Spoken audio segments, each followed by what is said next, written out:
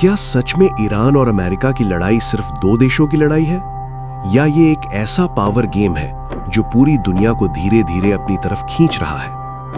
और जो अभी सीज फायर दिख रहा है, क्या वो सच में शांति है या तूफान से पहले की खामोशी?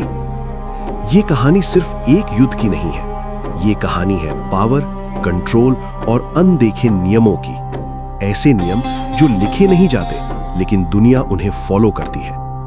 आज हम समझेंगे ईरान बनाम अमेरिका का असली खेल, जो दुनिया देख रही है और जो कोई नहीं देख रहा। सब कुछ शुरू होता है 1979 से, जब ईरान में इस्लामिक रेवोल्यूशन आता है। एक राजा शाह हटा दिया जाता है और एक नई सरकार आती है जो अमेरिका के खिलाफ खड़ी होती है।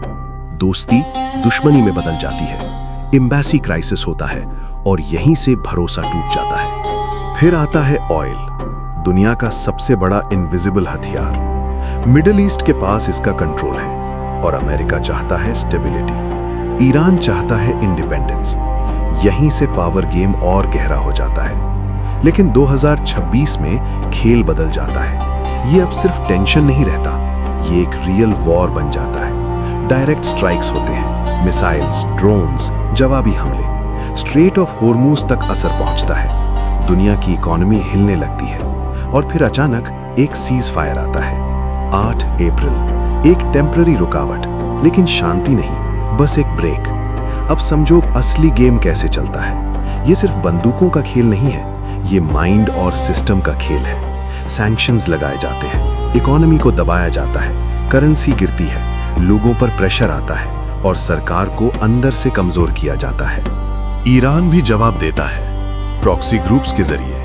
डायरेक्ट नहीं, पर शैडो वॉर हर जगह चुपचाप चलता रहता है। एक और लेयर है न्यूक्लियर पावर। डर यही है, अगर ईरान पूरी तरह न्यूक्लियर बन गया तो पावर बैलेंस बदल जाएगा। इसलिए डील्स होती हैं, फिर टूट जाती हैं। ट्रस्ट कभी पूरा बनता ही नहीं। आज की सबसे बड़ी रियलिटी, इस्लामाबाद, पाकिस्तान, जहां दोनों देश एक टेबल पर बैठे हैं। नेगोशिएशन चल रही है, लेकिन भरोसा अभी भी नहीं है।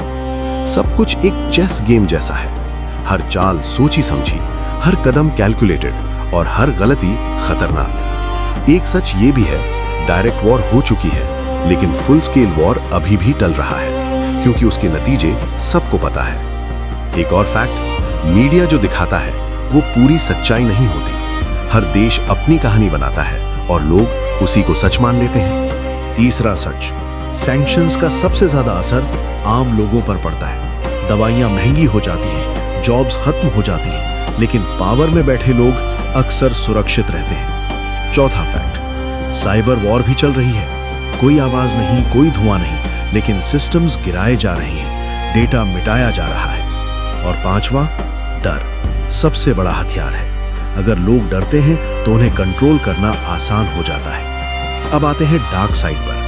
ये पावर गेम सिर्फ मैप्स और बॉर्डर्स का नहीं है, ये लोगों की जिंदगी का है, जिन्हें हर दिन डर के साथ जीना पड़ता है, जिन्हें नहीं पता अगला दिन कैसा होगा।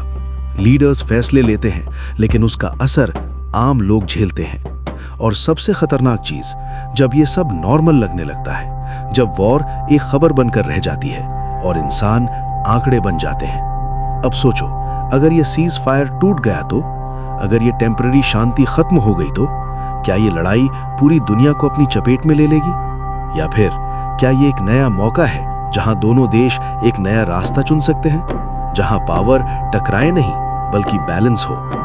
सच ये है, इनविजिबल रूल्स कभी खत्म नहीं होते, बस प्लेयर्स बदलते हैं, गेम वही रहता है। ईरान बनाम अमेरिका सिर्फ एक उदाहरण है, असली खेल हर जगह चल रहा है, पॉलिटिक्स में, बिजनेस में और शायद हमारी अपनी जिंदगी में भी। पावर कभी चिल्लाकर नहीं आती, वो चुपचाप काम करती है, और जो इसे समझ जाता है वही असली गेम खेलना सीख जाता है। तो अगली बार जब आप खबर देखें, सिर्फ जो दिख रहा है वही मत देखिए, सोचिए क्या छुपाया जा रहा है। अगर आपको ऐसे अनदेखे सच जानना पसंद है तो वीडियो को लाइक करें और चैनल को सब्सक्राइब करें, क्योंकि यहाँ हम सिर्फ खबर नहीं, उसके पीछे की असली कहानी दिखाते हैं।